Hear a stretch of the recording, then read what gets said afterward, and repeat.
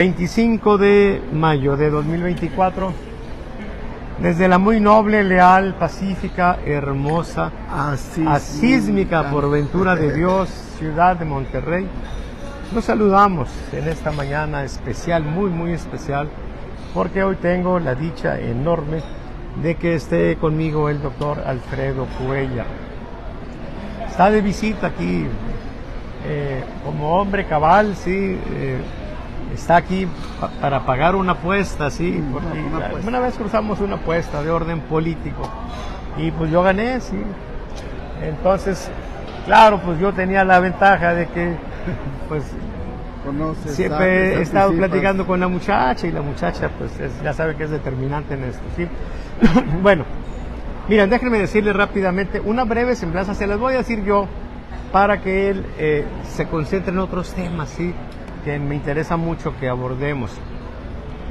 Claro, de lo que yo voy a decir de él, si él piensa que dije alguna barbaridad o alguna mentira, pues yo le voy a pedir que la aclare, ¿sí? Pero miren, Alfredo Cuellar es un personaje, ¿sí?, que nace en Matamoros, Tamaulipas.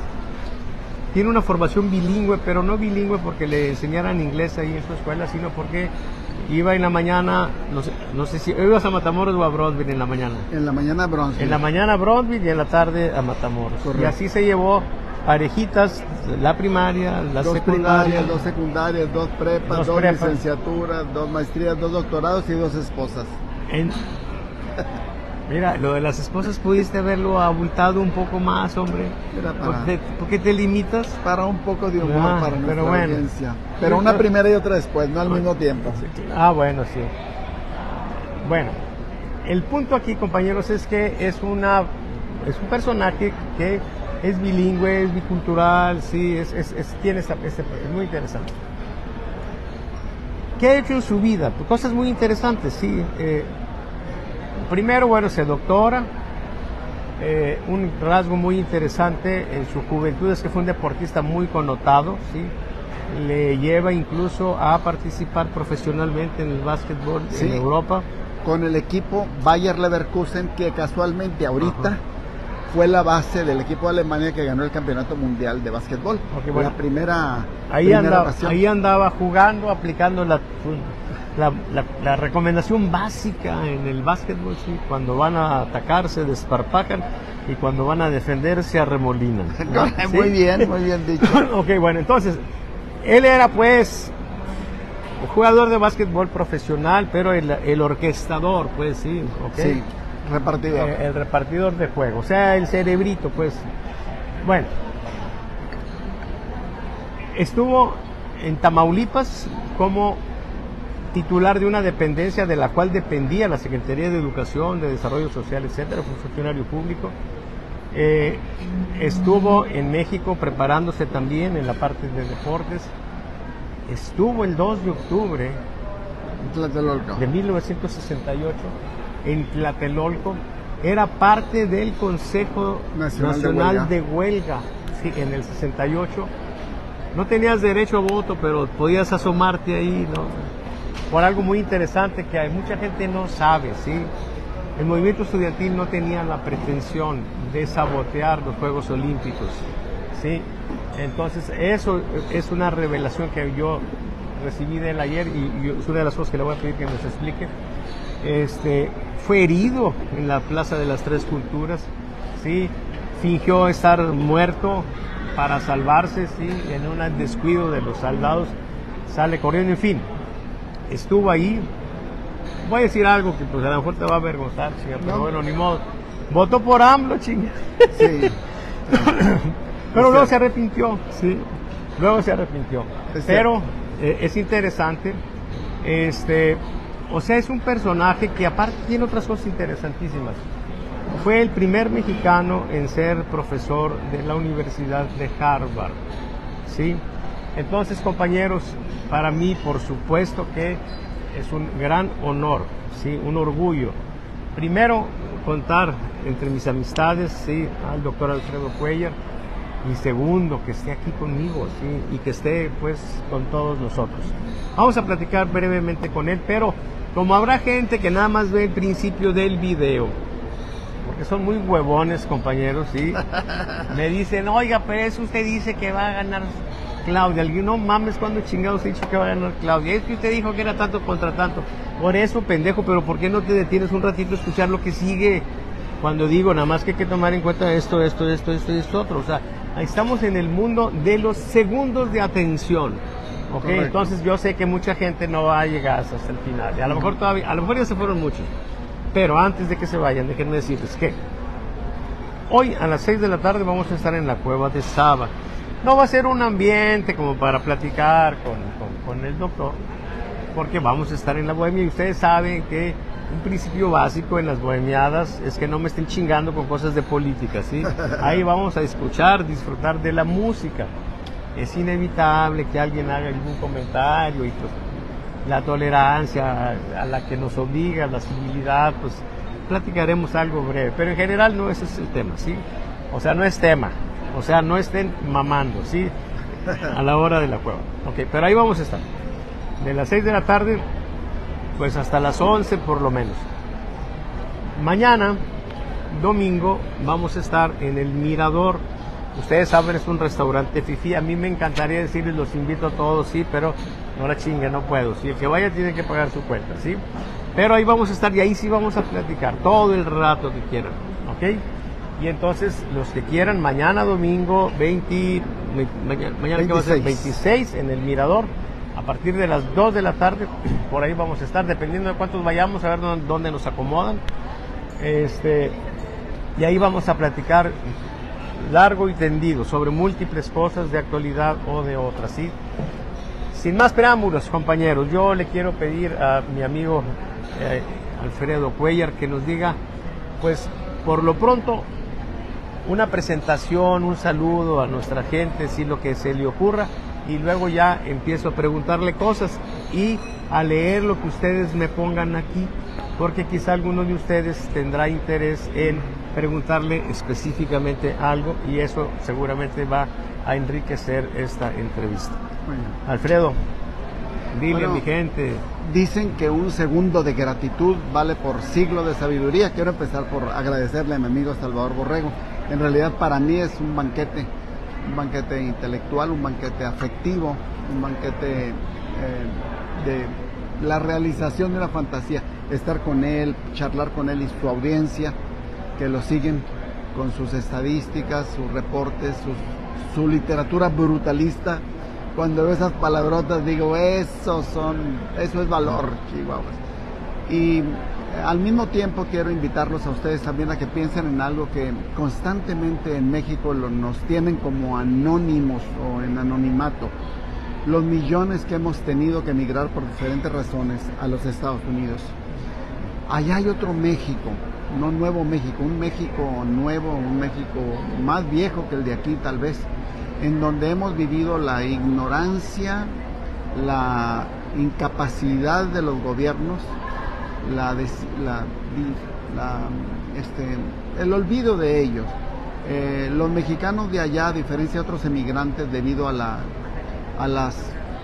región geográfica, de poder estar pasando, yendo y viniendo, y ahora se ha vuelto muy complicado con las situaciones migratorias, tardamos más en asimilarnos, y esa asimilación que tardamos es la forma en que queremos a México. Queremos seguir hablando español, queremos seguir viendo nuestra nación como el paraíso, queremos saber que las remesas que enviamos le sirven a la gente, queremos ver que la corrupción disminuya, que el crimen organizado no exista, que puede uno caminar seguramente, cantar nuestras canciones y tardarnos en hacernos gringos, aculturizarnos. Desgraciadamente México ha estado haciendo todo lo posible para que ya dejemos de ser mexicanos.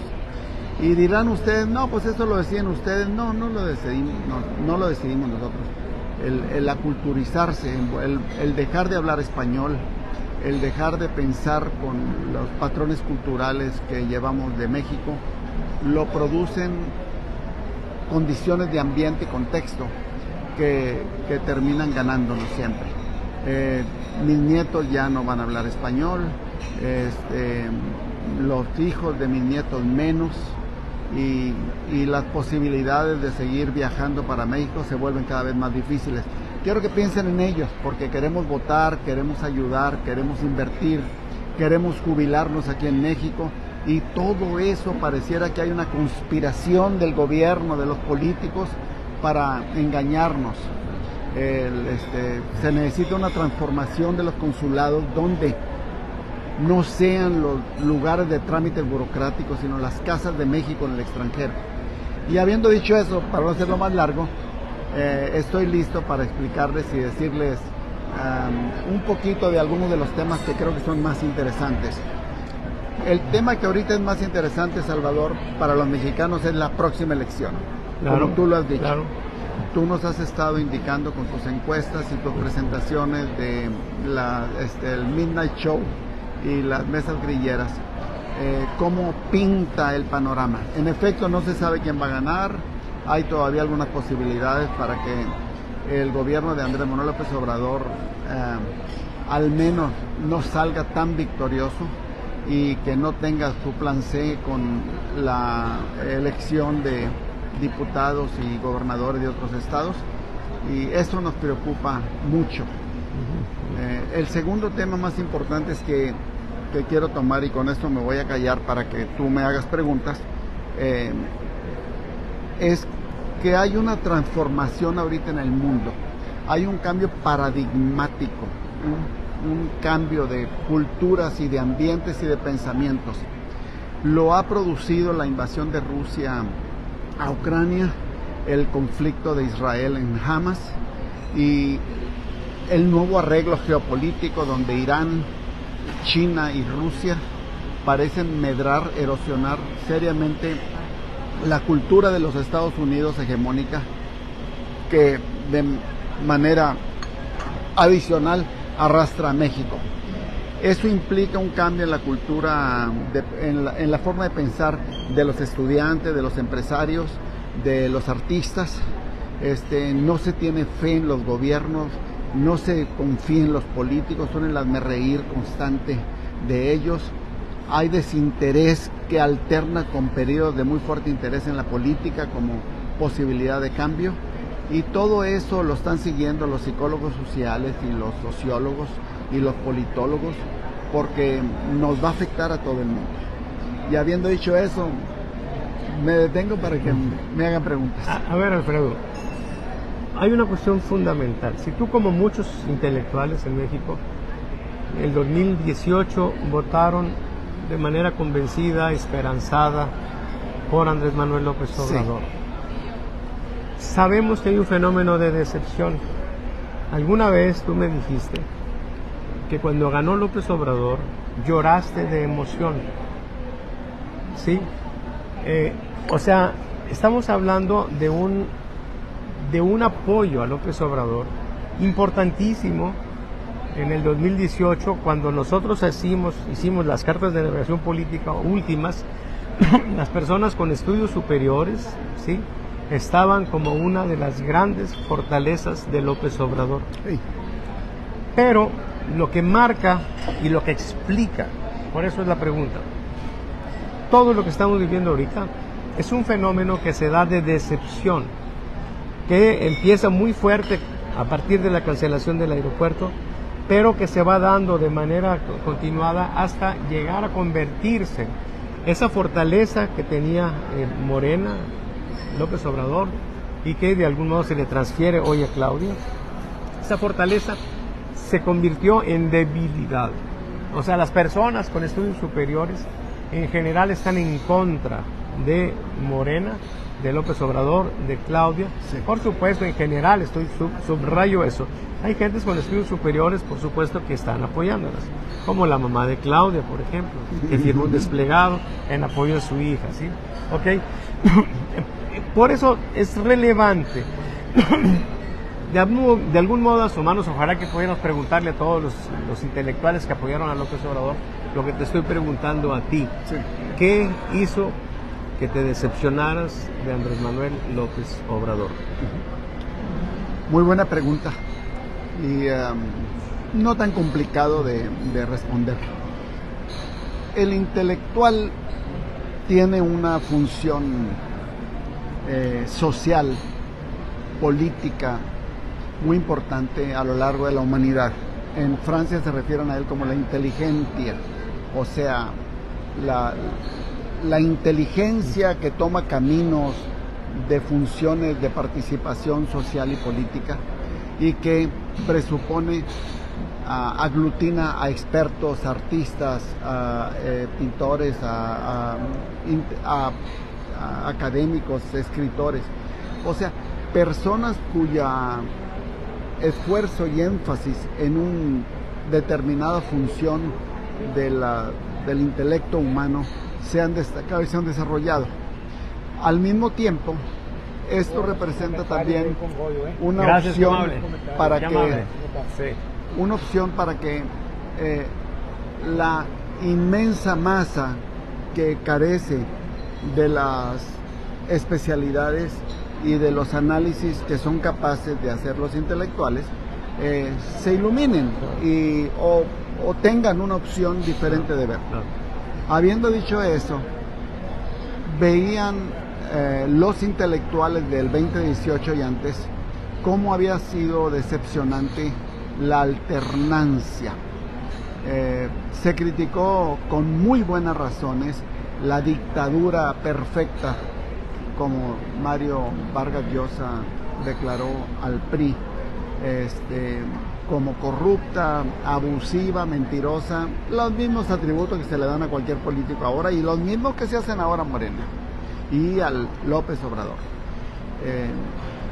Fox, que fue la primera alternativa, y antes Rufo como gobernador en Baja California, no mostró una congruencia con las ilusiones y las expectativas que tenían los ciudadanos. Después surgió con fuerza López Obrador y vino Felipe Calderón como, bueno, pues diciendo la alternativa del primero Fox es que no era tan panista, es que la influencia de su esposa, a lo mejor Felipe sí. Vino Felipe Calderón y la gente encontró que tenía más congruencia con el PRI y sus funciones o sus tácticas y sus lógicas de gobernar, manera de gobernar, y se decepcionaron mucho. Andrés Manuel López Obrador capitalizó en ese desencanto de la política como era antes, se presentó como una alternativa diferente que sí iba a solucionar los asuntos de corrupción, de impunidad, de inseguridad, y me canso ganso, decía. Y cuando buscaba el público descubrir que en efecto era igual a todos, que tenía riquezas y no encontrarla, se fueron dando cuenta que no existía aquello. Entonces parecía que era una alternativa sana, lógica, y al ver la magnitud de una cultura que la tratan de desaparecer y se defiende la cultura y empiezan a levantarle chismes y empiezan a decirle y empiezan a darse cuenta de que estoy ocupado, Vita, permíteme. Empiezan a darse cuenta, disculpen, las mujeres que no lo dejan uno en paz. Empiezan a darse cuenta. ¿A ti también? A mí también. Y los que nos están viendo también, no lo nieguen. Contéstale, no pasa nada, no pasa nada. Nomás usa un lenguaje apropiado, dime, por favor. viejita.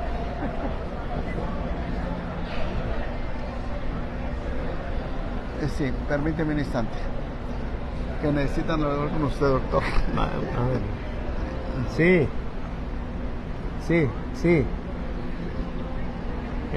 Estamos adentro del refrigerador, el que está afuera. Bye. Bueno, ya está. El caso es que Andrés Manuel López Obrador, recorriendo el país, diciendo lo que la gente queríamos escuchar, recibiendo los embates de una cultura que se negaba a aceptar los cambios y que le levantaban falsedades y que supuestamente le habían robado elecciones.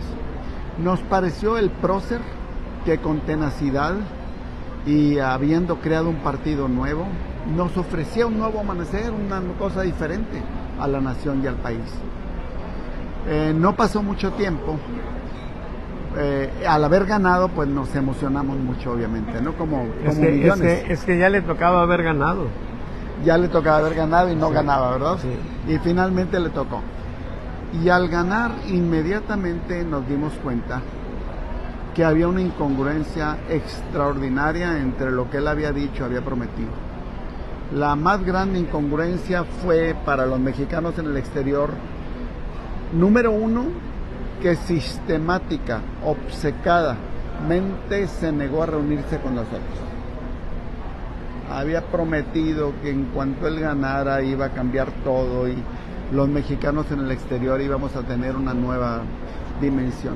Se negó totalmente a reunirse con nosotros. Su canciller Marcelo Ebrard tenía reuniones insignificantes. No hizo un solo cambio en los consulados de los que esperábamos, ni cuando menos pro forma o cuando menos de mercadotecnia política. Y finalmente, cuando el primer viaje al extranjero lo hizo para decirle a Trump que era amigo de México y de los mexicanos, nos pareció que eso ya representaba la canica volteada completamente, que no entendía ni quería entender nada de los mexicanos del exterior. En esos momentos yo me sentí muy traicionado, completamente traicionado. Cuando las remesas que nosotros enviamos empezaron a aumentar y aumentar desproporcionadamente, nos dimos cuenta desde allá y desde antes que era una forma de estar lavando el dinero de los famosos criminales o el crimen organizado, el narcotráfico para allá. Se les facilitó estar enviando el dinero desde allá para acá y eso se ha vuelto a comprobar de muchas maneras. Y cuando aquí empezaba en las mañaneras a justificar cuánta crítica había de su gobierno y a culpar a los gobiernos exteriores, nos fuimos dando cuenta no nada más de que era igual a todos en el sentido de justificarse, pero lo que es peor, que representaba el prototipo del neopopulismo, que no es de izquierda ni de derecha, sino gente que enfatiza un falso nacionalismo y provoca una polarización de los mexicanos. El más grave problema ahorita que existe en México es la polarización, que es decir, se han creado ya 3 Méxicos, que prácticamente son 2, pero es decir, los que apoyan a López Obrador, los que están en contra de López Obrador y los mexicanos del exterior que todos nos ignoran, pero que representan por la teoría de la reproducción social el mismo sistema. Hay allá la gente que lo apoya y que está súper agradecida porque a sus papás les llegó una pensión, y hay los que lo odiamos porque nos parece que nos engañó. Entonces, así las cosas, eso es lo que a mí me ha hecho cambiar de opinión. Y me veo con mucha tristeza que en México ya prácticamente no se puede hablar de estos temas, porque la gente ya dejó de escuchar razones, dejó de atender evidencias, dejó de ver números y prefieren decir que lo apoyan a sabiendas de que da abrazos y no balazos a los delincuentes. Por cierto, un problema muy muy serio que afecta el turismo, afecta a los mexicanos que venimos cada año a dejar dólares y a reencontrarnos con nuestra cultura. Habiendo dicho eso, y espero que no sea muy largo, les prometo que la próxima respuesta va a ser más corta. Muy interesante lo que dices. En resumen, estás planteando pues que López Obrador finalmente los busca, los escucha, una vez que obtiene el poder los ignora, ¿sí? Que fue lo mismo que hizo Salvador con todos. Así es. Y ahí es donde está una situación muy interesante, porque en el libro Nacional Populismo, que tiene mucho que ver con la idea de neopopulismo que tú planteas, pues es lo mismo, sí. Plantea justamente que lo que más determina la molestia en la gente es sentir que no se le toma en cuenta. Sí. Y es justamente, pues, ese el punto, o sea, cuando simplemente no te toman en cuenta, no quieren hablar contigo, o sea, ok, eso genera, pues, una situación de desencanto, ¿sí? Y entonces, bueno, por ahí se nutre, y de ahí se nutre un líder en ascenso, ¿sí? Con ese perfil populista, pero ahora ellos mismos están dejando ese tipo de elementos, que es lo que estamos viviendo ahorita. Bueno, dicho lo anterior, pues es claro que estamos viviendo una situación muy, muy interesante. El punto aquí es que, como tú bien dices, aunque las encuestas nos den una ventaja amplia en favor de Claudia, cuando vemos la composición de su fuerza, como consecuencia de eso que estamos comentando, que ya se ha concentrado mucho la fuerza de Claudia y de Morena y del presidente en las personas con escolaridad baja, con ingresos bajos, que reciben aportaciones de esos apoyos mensuales, sí, pero que también por su propia naturaleza de marginalidad, por estar en la base de la pirámide de Maslow, cuyas motivaciones son respirar, comer y copular, aunque por lo general se los vienen copulando a ellos, sí, o sea, ellos no tienen mucho interés en ir a votar, sí, y la expresión brutalista que me encanta. Y generalmente no van a votar. Entonces, ok, ¿de qué te sirve tener en una encuesta un número muy grande de personas que muchas no van a ir a votar? Entonces, ¿qué es lo que estamos viviendo? Una situación donde por supuesto que estamos esperando un desinfle, por supuesto que hay antecedentes de ese desinfle, etcétera, ¿sí? Pero ahorita, pues, yo creo que una cosa interesante que tenemos es, pues, cómo se va a dar este fenómeno, porque miren, mucho de lo que va a suceder en México, vamos a decir con franqueza, que puede ganar Claudia, claro que puede ganar Claudia. Bueno, la historia de este país, el futuro de este país, va a quedar determinado por lo que suceda después de la elección. Y en un punto más crucial, después de que a Claudia le pongan aquí la banda presidencial. Y le den el bastón de mando.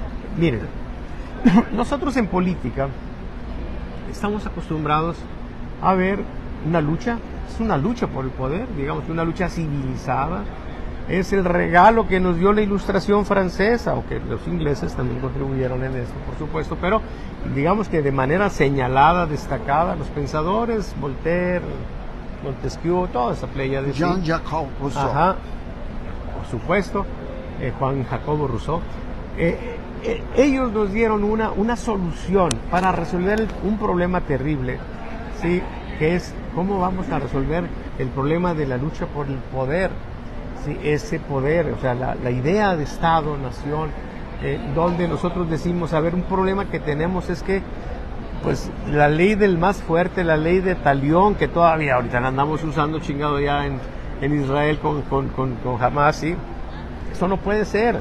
O sea, no puede ser que así dirimamos nuestros problemas. Entonces, la democracia, ¿sí? La forma esta civilizada, la democracia liberal, de decir, ok, vamos a competir y lo que la mayoría diga, pero refinada a grado tal de que no porque la mayoría me dio el triunfo, entonces ahora yo voy a hacer lo que me dé mi chingada gana y hago barbaridad y media. No, espérate, chato, estás limitadito, ¿sí? Vas a ganar, pero no vas a ganar todo. O vas a perder, pero no vas a perder todo. ¿Qué significa eso? Darle la posibilidad de que nosotros tengamos una situación continuada, casi deportiva, ¿sí?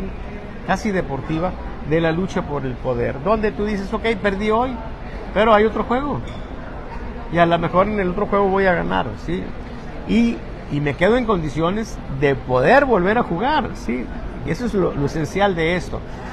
O sea, que quedes perdido, pero no anulado, respetado obligadamente por las leyes.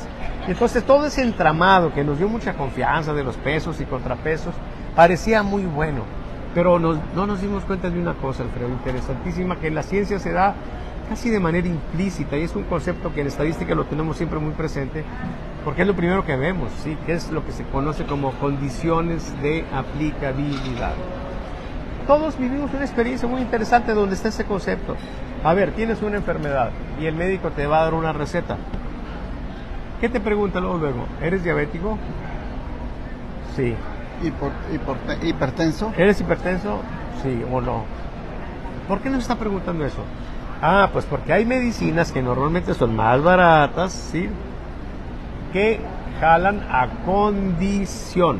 Ahí está la condición de aplicabilidad. Condición de que no seas hipertenso, de que no seas diabético, etcétera. Sí, por fortuna no hay ninguna pinche medicina que tenga como condición de aplicabilidad que no seas pendejo, porque entonces sí batallaríamos para conseguir algún tratamiento. Pero bueno, el punto aquí es que esa condición de aplicabilidad para la democracia liberal era que los gobernantes fueran decentes, era que los gobernantes tuvieran escrúpulos, era que los gobernantes tuvieran vergüenza. Y cuando llega un hijo de su chingada madre al poder, ¿sí?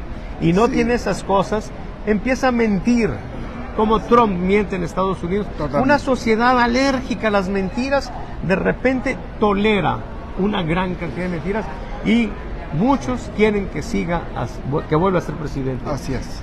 O un López Obrador que nos miente todavía más que Trump, ¿sí? Como dice el libro de Amparo Casar, ¿sí? El legado de un gobierno que mintió, ¿sí? Puntos sobre la traicionó, ¿sí? Muy bien. Ok, y mintió, robó y traicionó, ¿ok? Ese es el legado. Con la pura portada de ese libro ya tenía López Obrador para estar en lo que sigue. Pero bueno, pero a lo que vamos, compañeros, es a que, miren, el problema que tenemos es un problema en el que se rompieron esas cosas, se genera un problema y ahora vamos a una sucesión presidencial donde vamos a tener muy probablemente, como una posibilidad grande, por eso vale la pena atenderla, a un gobierno casi hegemónico con mucho poder. Al margen de qué tanto poder tenga, el futuro de lo que sucede en Morena va a determinar mucho el futuro de México. ¿Sí? Y ahí hay un problema. Miren, la lucha política más importante no se va a dar entre Morena y la oposición después de la elección. Se va a dar al interior de Morena. Y entonces tenemos un tema que es muy interesante y por eso aquí vale la pena rescatarlo. Sucede que cuando nosotros estamos luchando con un contrincante, con un enemigo, es relativamente fácil combatir para partirle su chingada madre, ¿sí? Y si lo golpeamos, o incluso si lo matamos, vamos a decirlo en plata limpia, si lo matamos, chingón. Si lo humillamos, si lo ridiculizamos, chingón. Pero ¿qué pasa si voy a combatir ahora con una persona con la que he convivido? Es más, la estimo, la quiero. Y las circunstancias me ponen en una situación donde yo tengo como adversario a uno que ayer era, no mi aliado, era mi correligionario, éramos lo mismo, y ahora lo tengo que combatir. Eso le da un matiz diferente, quizás sutil, pero importantísimo al quehacer político en el que nos vamos a introducir. Ese tema es un tema que Alfredo Cuéllar ha planteado, lo ha reflexionado, lo ha desarrollado, da cursos profesionales para eso, partidos políticos, gobiernos lo contratan para eso, y el concepto se llama micropolítica. Él es el creador del concepto de micropolítica, ¿sí? ¿Cierto? Sí. Y lo que va a vivir el país a la vuelta de unas cuantas semanas va a ser un problema fundamentalmente de micropolítica. Sí, correcto. Yo le quiero pedir al doctor Alfredo Cuéllar que nos platique qué es la micropolítica, de qué se trata, dónde están las ideas básicas de ese concepto. Con mucho gusto, con mucho gusto. La micropolítica es el ejercicio del poder entre dos o más personas o dos o más organizaciones.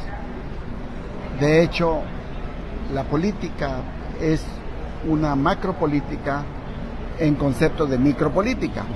Nada más de que la micropolítica presenta una óptica del ejercicio del poder diferente a las elecciones, a los votos, lo que está antes de eso y lo que pasa en los mismos equipos que supuestamente son amigos o deben estar juntos.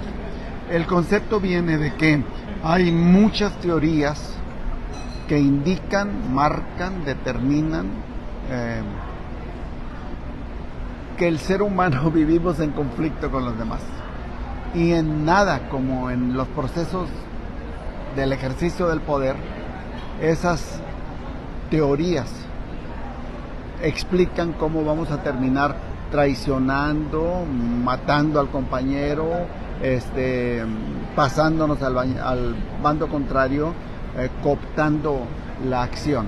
En ese aspecto creo que el doctor Borrego tiene mucha razón de que si el proceso macropolítico va a determinar que gane Morena, hipotéticamente hablando, llevan en sí mismo la semilla de una intensa actividad micropolítica después. Y voy a presentar algunos escenarios que son muy importantes. Voy a pensar en tres: Claudia, el ejército y el crimen organizado. En este ejercicio del poder que ha consolidado a Andrés Manuel López Obrador, él ha alimentado a Claudia para presentarla como la hipotética primera presidenta de la República. Él ha alimentado relaciones con varios cárteles, principalmente con el de Sinaloa y Jalisco Nueva Generación, a través de su política de abrazos no balazos, que implica mucho más que las palabras. Y el tercero es, ha dado un poder descomunal al ejército.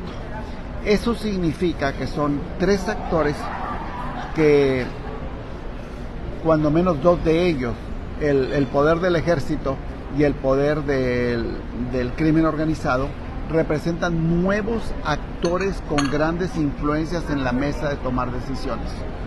Quiere decir entonces que, en el primer caso, Claudia Sheinbaum, para consolidar su poder, usando uso de la historia y los conceptos de la micropolítica, muy posiblemente se convierta en un nuevo Lázaro Cárdenas, actuando contra Plutarco Elías Calles, o sea, contra AMLO. El mejor camino que tiene Claudia para consolidarse como más validada ante los ojos de todos es decir, yo rompo con AMLO. Punto final. Te interrumpo. Es la única opción de validación, de legitimación que le va a quedar, porque la otra ya la perdió. Ya la perdió. Hay dos formas de legitimación. La de origen, que significa llegaste sin hacer trampas. Esa ya no la tiene Claudia, y ya no la tiene por culpa del presidente. El poder estructural. Una de las víctimas actuales del presidente, por supuesto que es Xochitl, al estar el presidente violando las reglas de competencia, pero la otra víctima es Claudia, sí, porque ya le quitó la posibilidad de decir yo soy una presidenta legítima porque llegué sin romper las reglas, respetando las reglas democráticas. Ya se jodió. Entonces va a llegar obligada a eso que tú dices, a legitimarse del otro modo, legitimarse ya en el ejercicio del poder. Sí. ¿Cómo? Me chingo a este, sí, y entonces me van a apoyar. Esa es la única, perdón. Y no olvidemos que la historia está llena de esos casos, en la misma historia de México. Bueno, ese es uno, y como hay más que hablar, lo voy a dejar ahí. Otra posibilidad consistiría también en que, para legitimarse más y hacer exactamente lo opuesto que haría Andrés Manuel López Obrador, es decir, Xochitl, fuiste una buena rival, véngase, vamos a trabajar juntos. Claro. Esa es una gran posibilidad también. Sería, qué interesante eso que estás planteando, sería la demostración clara del fin de la polarización. Del fin de la polarización, correcto. ¿Sí? Muy bien. Punto.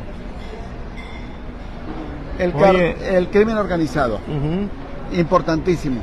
Ahí hay variables donde quizá el más importante sea los Estados Unidos y la DEA en particular. Iba a acotar al inicio de la intervención del doctor Borrego anteriormente que hay una diferencia entre el neopopulismo al que yo me refiero, el nacionalpopulismo, concepto y el nacionalpopulismo al que él se refiere. En el primer caso, en el caso del doctor Borrego, es como él dice exactamente. La diferencia con el neopopulismo es que se trata de un movimiento que estruja y reconoce el fracaso del neoliberalismo como una política de desarrollo social, económico y político para todos. Es decir, en el neopopulismo los argumentos son: el capitalismo no nos funcionó, confiamos en que los empresarios iban a ser los motores de la economía y que iban a traer y subir a las clases medias y a las clases pobres para que hubiera menos miseria, mejores índices educativos y un bienestar mayor. Eso no funcionó, al menos no como se esperaba. Entonces se ven ante la necesidad de reevaluar los conceptos para decir el gobierno tiene que volver a invertir en lo que los capitalistas no hicieron, y ahí es donde entra muy importante la influencia de China y de Rusia, porque ellos tienen muchas de las soluciones que el neoliberalismo no ofreció. El neoliberalismo, utilizando sus principios, hizo más grande a China, les dio el consumo, les dio tecnología, les dio desarrollo, y el autoritarismo de China, populismo de muchas maneras, permitió un desarrollo espectacular de esas naciones. Ahora, las alianzas de esas tres naciones, Irán, China y Rusia, permiten una erosión muy grande de los Estados Unidos, que va a influir de manera contundente el resto de los procesos políticos de los que estamos hablando y del populismo. Pero eso lo quiero dejar a un lado. Lo que quiero decir es de que están tan preocupados los Estados Unidos de estas nuevas cuestiones del neopopulismo que no han querido actuar. Les parece que es muy perturbador marcarle a López Obrador todos sus pecados, decirle que es uno de los promotores del fentanilo, que sus campañas han recibido apoyos, y están viendo si a lo mejor el plan que hablamos primero de la traición de Claudia arregla un poco las cosas con respecto a eso. Pero ese es un mecanismo muy importante. Volviendo ya de manera conceptual a la idea de micropolítica, los ejes, lo fundamental, así de manera breve, para que la gente se quede con una idea de qué es, ¿sí? ¿Qué nos podrías regalar? Con mucho gusto. En primer lugar, analizar cómo las fuentes de poder que tienen los gobernantes y los que acompañan al gobernante son dinámicas y van cambiando de acuerdo a la legitimidad que obtienen o de acuerdo a las alianzas que van haciendo. Entonces, por ejemplo, una alianza con Xóchitl y lo que Xóchitl representa, que déjenme decirle, Xóchitl no representa al PRI y al PAN. Ese fue un accidente de cómo ella llegó ahí. Xóchitl representa la oposición a López Obrador, que es lo más importante. Es decir, la gente que se siente como yo y como muchos más traicionados de que López Obrador no les dio lo que había prometido, se sienten unificados con ellos. Ya se sabe que se reprobó al PAN, ya se sabe que se reprobó al PRI, ya se sabe que el PRD, y ya se sabe que el Partido Verde se va y se mueve con quien más le convenga. Ya hay el desencanto de la política, pero ante una nueva alternativa que no es un golpe de Estado, que no es un cambio radical revolucionario de nada, Xóchitl representa lo menos malo. Y entonces el que se identifique esas tendencias que representa Xóchitl y la traigan a ser parte del gobierno, va a darnos una gran opción micropolítica. La otra es las traiciones, que son un capítulo completo en la micropolítica. Es decir, la traición que puede utilizar Claudia contra López Obrador, o la traición que pueden utilizar los asesores de Claudia, el gabinete de Claudia, contra ella misma.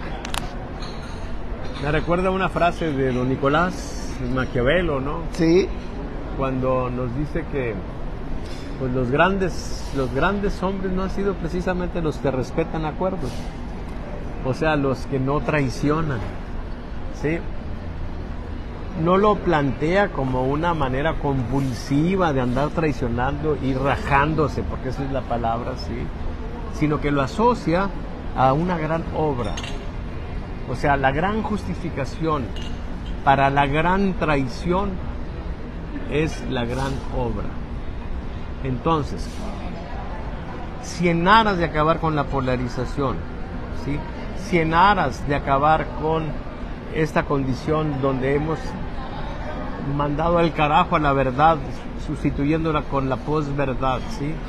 Si mandamos al carajo este asunto, sí, que la traición Moisés, se convierte en bendición. Claro, que Moisés Naim plantea como los sí. gobiernos 3Ps, populismo, sí. Polarización, posverdad. O sea, si rompemos eso, y para eso hay que traicionar, sí. Entonces conseguimos la gran obra a través de la gran traición. Y eso, ese es el rol o la situación en la que vamos a tener. Pero bueno, no sé si todavía debamos de insistir un poquito más en la idea de micropolítica.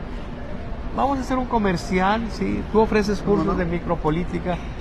Si alguien quiere tomar un curso de micropolítica, ¿qué debe hacer? Con mucho gusto. Llamar al doctor Borrego, mi mejor promotor. Él tiene un círculo y una red más grande de sin moche, amigos. Claro, sí, sin moche. O sea, yo nada más sería en la micropolítica se diría sin moche, pero a lo mejor hay un moche en los momentos de que se combine con algunas de las corrientes por estadísticas. Por el solo placer, pues. Ahora que si después de tomar el curso, a los que van, se les quita un poco los pendejos, y en lugar de contratar encuestas de los aficionados, me contratan a mí, bueno, ese beneficio sí lo podríamos recibir, ¿sí? Déjenme decirles esto. La micropolítica surge, lo voy a hacer poco cursi, perdón, ahí me disculpan, por la lucha del mal con el bien.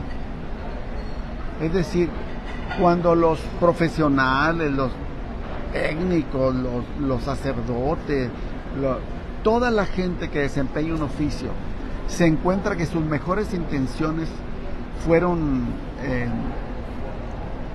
no entendidas, cooptadas, atacadas por personas que los envidiaban, que no los entendían y todo, uno siempre se culpaba a uno. No supe explicarlo, no supe hacer lo que debía, no tuve las alianzas correctas, pero la verdad es de que no es así. Esas buenas intenciones no triunfan porque no supimos entender cómo actúa la maldad. La maldad, un término genérico para referirnos a no supimos entender la envidia de los demás, no supimos entender lo estúpidos que eran los demás, las ambiciones de la gente que no tienen límite, no supimos. Yo daba un curso y les decía cómo se debía evaluar a los profesores o a los directores de escuela. Y levantaba la mano un alumno y me decía, no, profesor, en mi escuela no va a funcionar. Le decía yo, ¿por qué? Porque ahí la que decide todo es la secretaria. ¿Cómo que es la secretaria? Sí, la secretaria del director. ¿Y por qué? Porque es la amante del director. Ay, yo decía, yo no vine a hablar de esas cosas. Yo vine a hablar de cómo se deben hacer las cosas. Pues fui muy mal profesor, así. Hasta que me di cuenta que esas variables son fundamentales del acto político, del acto de ejercer poder. Un director que tiene un amante, que es una secretaria, obviamente la influencia que esta persona tiene es mucha. Si fuera la secretaria una persona muy bien intencionada, esa influencia podría ser positiva. Entonces se trata de que las personas que toman el curso entiendan esas variables, sepan de dónde viene el poder y cómo lo ejercita uno, sepa cómo somos los seres humanos y cómo la envidia podemos identificarla y manejarla adecuadamente. Volviendo a Maquiavelo, y con eso termino. Maquiavelo se refiere a la traición como cuando un pueblo conquistado o gobernado, no importa, no tiene instituciones y mecanismos para que la gente se exprese, se haga justicia, se le escuche, recurren a la traición. Y eso es particularmente importante si en una nación, como parece ser, han estado destruyendo las instituciones que servían para eso, o han estado enemistándose con la justicia que servía para eso, entonces las traiciones van a aumentar. Un último tema que quisiera tocar conectado con eso es lo que todo el mundo está ahorita esperando, ¿sí? Cuando la gente platica conmigo, bueno, pues tú sabes, llegamos aquí al restaurante y nos echamos casi una hora allá afuera. Te adoran. En la escalera. Eres el gurú político. Y la pregunta de la gente, ¿cómo va a quedar? Sí. Y entonces pues tenemos una situación en la que nosotros decimos, pues es que no sabemos. Sí, ahora, para mí no es nuevo, Alfredo, decir no sé qué va a pasar. O decir más específicamente, esto es lo que me sale en la encuesta. Pero yo no le creo a mi encuesta, mucho menos a las otras encuestas, ¿sí? Y lo viví en el 93, cuando yo era el asesor, pues, encuestólogo del gobernador de aquí, que era Sócrates Rizo en aquel entonces. Y un día le llevo un reporte y le digo, pero no le creas.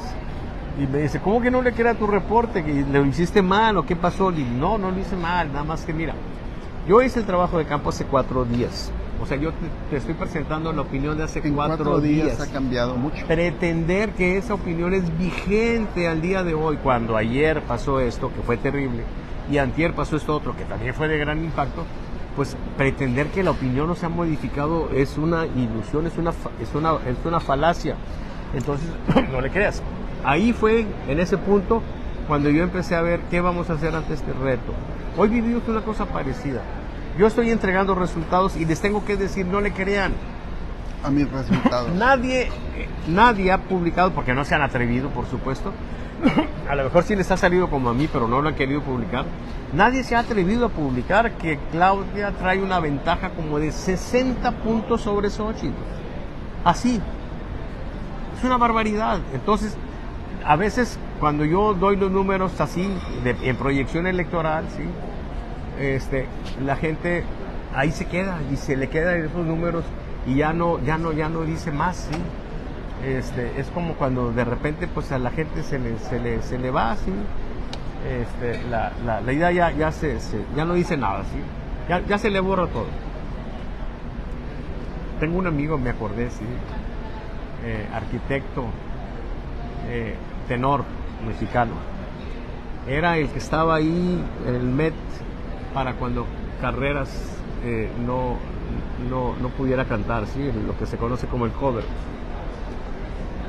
En Bellas Artes cantó Una furtiva lágrima, ¿sí? Y se la visaron. En ópera, visar es el máximo honor que se le puede dar a un cantante. O sea, la gente se pone a aplaudir y aplaudir y aplaudir, y es un reclamo al director para que vuelva a cantarla. Por eso es de visarla, ¿sí? Y entonces, es decisión del director visarla, ¿sí? No siempre quieren, ¿ok? Y entonces me dice nuestro amigo, lamentablemente el nombre ahorita no lo recuerdo, si estás escuchándome por ahí, es arquitecto, es de aquí de Monterrey, empezó en la Bohemia y luego se fue al bel canto, ¿sí? Pero bueno, me dice él, sí, ya con esto cierro esta digresión, así que no tendría por qué ser, pero me dice él, Salvador, te juro que volví a cantarla y lo que pasó de ahí en adelante lo tengo totalmente borrado. O sea, la emoción de que te visen, sí, o sea, eso es una emoción para un cantante, es el máximo, ¿sí? ¿Y cómo se relaciona eso con lo de Claudia y su ventaja? Con lo que yo digo un número y luego ya todo lo demás la gente no lo ve, se les olvida. Sí, es cierto. Y yo les estoy diciendo, esto es lo que me sale, pero yo no le creo. Sí. Ahora, el problema no es que le creas o no le creas, sino entender la racionalidad de las cosas. Aquí lo que tenemos, más que números, es una crónica, o como dicen algunas personas ahora, ¿sí? Es un relato, ¿sí? De las cosas, ¿sí? Entonces, nosotros tenemos unas cosas y tiene que ver con eso que tú estás comentando, ¿sí? A ver, ¿por qué no le creo? Por la composición de fuerzas, ya lo dijimos hace rato. El valor de Claudia se va a bajar como consecuencia de que mucha gente no va a ir a votar. Pero segundo, lo que tú estás comentando, ¿sí? Hay una hipótesis que tiene que ver con esas traiciones y esas molestias que se ha dado en llamar el voto oculto. El voto oculto. Hay una situación en el contexto social que se está dando de ese modo y no sabemos, ese es el problema, aquí no sabemos de qué tamaño es, pero sí podemos presumir que existe, ¿verdad? Y entonces tenemos gente que está molesta, pero que por alguna razón tiene compromisos o tiene temores, ¿sí? Y entonces vas y le preguntas en la encuesta, oye, ¿por quién vas a votar? Y me dice, por Claudia. Pero él en su fuero interno, una de dos, o no va a ir a votar, o incluso puede ir a votar a favor de Xochitl. Claro. En consecuencia, ¿qué es lo que tenemos? Dos cosas fundamentales que tienen que ver con esa situación de molestia que se está dando en el contexto. Sí. Al mismo interior de Morena hay una crisis. Sí. Yo he platicado, porque ahora uno puede platicar con mucha gente en los spaces, yo he platicado con gente y de repente me asomo a escuchar y he escuchado un discurso muy elaborado, muy sustentado, muy de izquierda, sí, muy racional, muy autocrítico, muy respetuoso también, y luego de repente me entero que son de Morena, que ha acompañado esa gente a López Obrador desde que empezó. Sí. pero que ahora están diciendo no vamos con Morena, estamos enojados con Morena, Sí. criticando a López Obrador, criticando a Claudia. Una vez estaba una dama de ese grupo hablando y yo tenía el micrófono porque me habían pedido que les comentara algo y le pregunto a Bocajarro, oye, entonces tú votarías por Xochitl. Como que no esperaba la pregunta, se queda unos segundos en silencio y finalmente reacciona y me dice sí. O sea, hay un fenómeno interno ahí que existe, definitivamente existe. ¿Qué magnitud tendrá? Eso es lo que no sabemos. Por eso, cuando a mí me preguntan, ¿cómo va a quedar la elección? Yo digo, no sé. Sí. O sea, no sé. Hay tres variables, acotando lo Sí. que tú dices, no te Ok. quiero interrumpir. No, adelante. Número uno, en el hipotético, y si quieres decir improbable caso, de que gane Xochitl, ¿Ok? ¿lo aceptará Claudia y lo aceptará Morena? Por Esa supuesto es una. que no. Ándale, esa es una. Por La supuesto otra, que no. ¿qué variable pragmática va a jugar el ejército en el escenario político? Y tercero, ha sido obvio, fuera de discusión ya, que el crimen organizado de diferentes maneras ha estado influyendo en la elección. ¿Cómo va a actuar el crimen organizado? Porque no está todo el crimen organizado afiliado a AMLO. Claro. Ha tenido que asociarse a AMLO, al menos con dos carteles, según a mí me parece, no soy el mejor para decirlo. ¿Y qué rol van a jugar los opositores a los grupos de crimen organizado que están apoyando a AMLO? Así es. Eso es finalmente lo que... ¿Lo estás planteando así como una pregunta?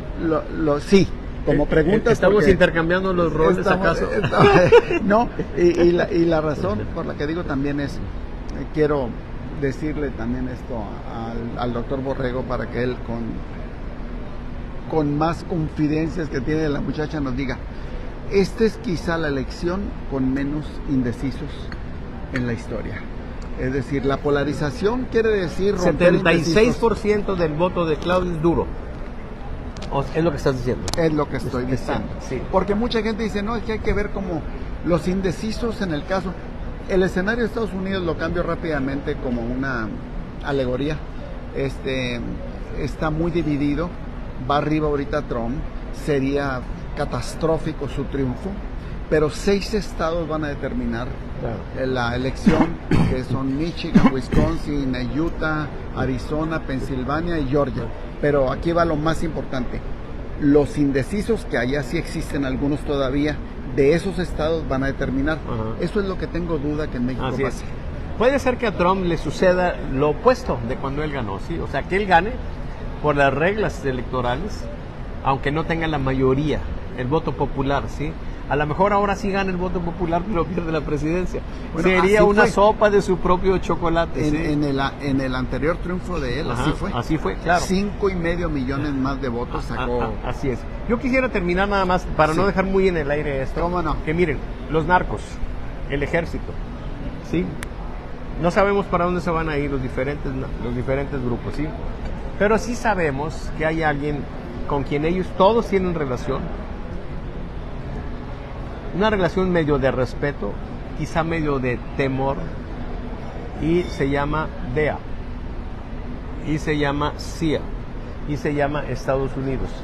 Y la postura de Estados Unidos es muy clara. Todo este viacrucis por el que ha estado transitando López Obrador y Claudia durante estos 2 meses o 3 meses, prácticamente toda la información que se ha generado ha venido de Estados Unidos. Toda, lo del huachicol, todo. ¿Sí?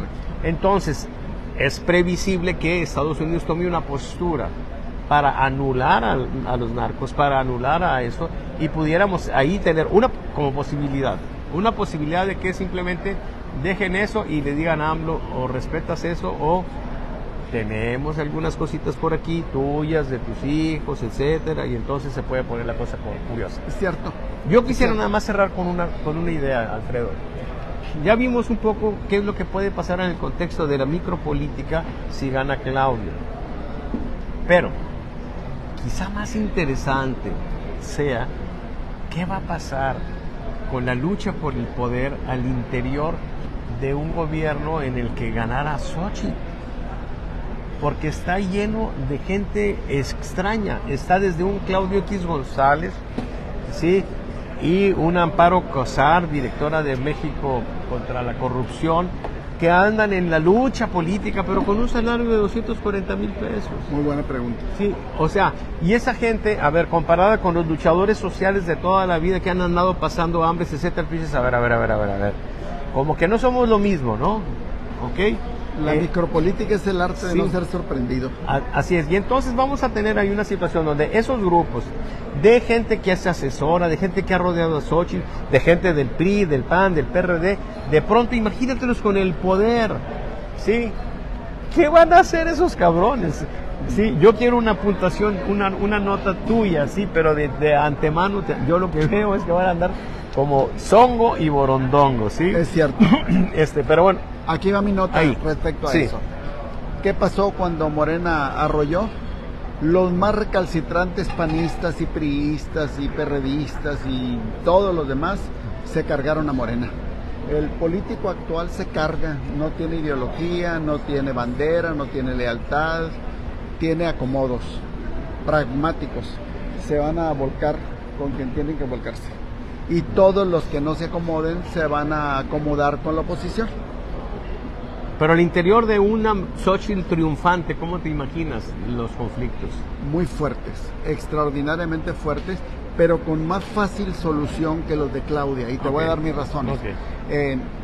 Xochitl va a entender que su mejor posibilidad de gobernar exitosamente es distribuyendo y dando concesiones. Partir el poder. Sí.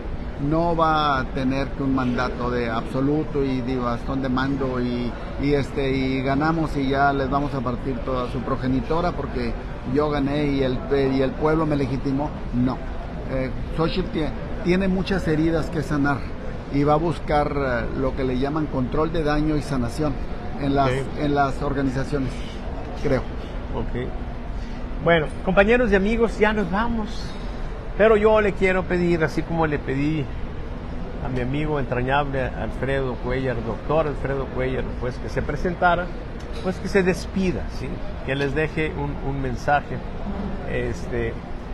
y que les deje por lo menos la promesa de que deberá de volver pronto, pues, para tener esta oportunidad de platicar con él y de disfrutar, pues, de su compañía y amistad.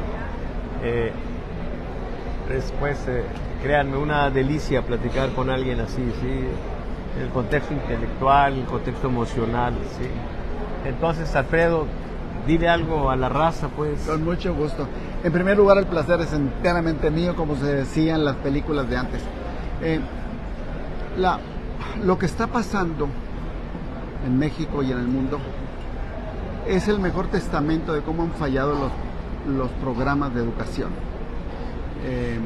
La gente educada no es fácil de que se le engañe. La gente educada no es fácil que se le coopte, que se le corrompa. La gente educada se mueve con los valores. Los políticos, la mayor parte de ellos, sobre todo esos que ustedes odian y que nosotros despreciamos también, son gente que no tiene educación. Fundamentalmente no conoce de historia, no conoce de ciencia política, no conoce. Han creído que la lealtad, la lambisconería los hace triunfar. Hay un México que anhela meritocracia, justicia, que anhela honestidad, que anhela vivir en una nación más digna de nuestra historia y de los mexicanos. Y los cambios no son de un triunfo de Xochitl o de Claudia. Los cambios son de gobiernos sistemáticos que apuestan a los cambios, como lo hizo Singapur, Corea del Sur, y se fueron lentos pero seguros en invertir en la educación, en buenos maestros, en buenas tecnologías, en buenos preceptos. Y entonces quiero dejarlo con esa ilusión de que, a pesar de que es muy importante la elección que viene, y sí les pido que voten y que tomen sus decisiones, piensen que quién gane no es tan importante. Lo más importante es que van a ser nada más 6 años de que si no se invierte en educación, solamente tenemos más gente vulnerable y manipulable. Antes de irnos, compañeros, quiero, por supuesto, ver si tenemos aquí algún comentario, algunas preguntas. A ver, no veo nada. A ver, ¿o son mis nervios? No veo comentarios, compañeros. A ver, ¿en dónde está la falla? No se me desesperen.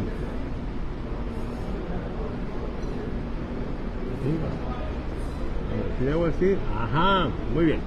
Aquí están. Vamos a ir desde menos arriba, ¿sí? Bueno, Daniel Cruz dice saludos, doctor. Meg García nos está viendo, le mandamos un abrazo. Efraín Rentería dice buenas tardes amigos, feliz sábado, gracias Armando.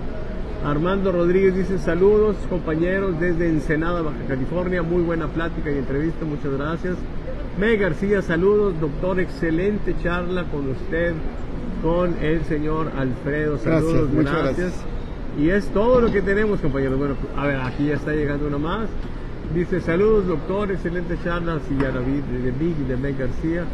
Bueno, pues compañeros y amigos, les agradecemos mucho su atención. Espero que pronto tengamos otra charla, ¿sí? No podría ser allá contigo, Alfredo, porque ya ves que los pinches gringos me tienen clasificado como bad hombre, ¿sí? Un día van a entender que están cometiendo injusticia, pero les va a valer madre, yo creo, ¿sí? Pero bueno, no me he querido atrever a irme de ilegal, ¿sí? Pagar lo iba a pagar sugerir. Lo que te pagan, no, la verdad no tiene caso, porque si me detienen allá y me tienen un mes ahí, o sea, yo no estoy dispuesto a perder ese tiempo de mi vida, ¿sí? Que a lo mejor está muy jodida, pero no se la cambio a nadie, ¿sí? Entonces, compañeros y amigos, muchísimas gracias por su atención. Ahí vamos a estar en YouTube, ahí vamos a estar en Facebook. Si tienen algún comentario, alguna pregunta, pueden ponerlo ahí. Yo les garantizo que vamos a estar atentos a esta emisión, a los comentarios que hagan, y aunque sea posteriori, pues podemos nosotros perfectamente, particularmente, pues aquí, mi querido amigo el doctor Alfredo Cuellar les podrá dar alguna respuesta.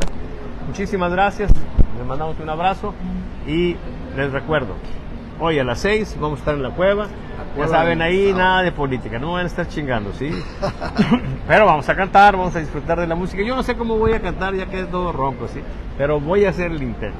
Total que, como diría Lilla Coca, cuando la causa es noble, es glorioso. Yo vine a escucharte, Salvador, tienes que tener voz. Bueno, algo habrá. Y luego mañana a las 2 de la tarde vamos a estar en el restaurante El Mirador, ¿sí? Ahí, bueno, ya saben, vayan si quieren ir a comer con nosotros.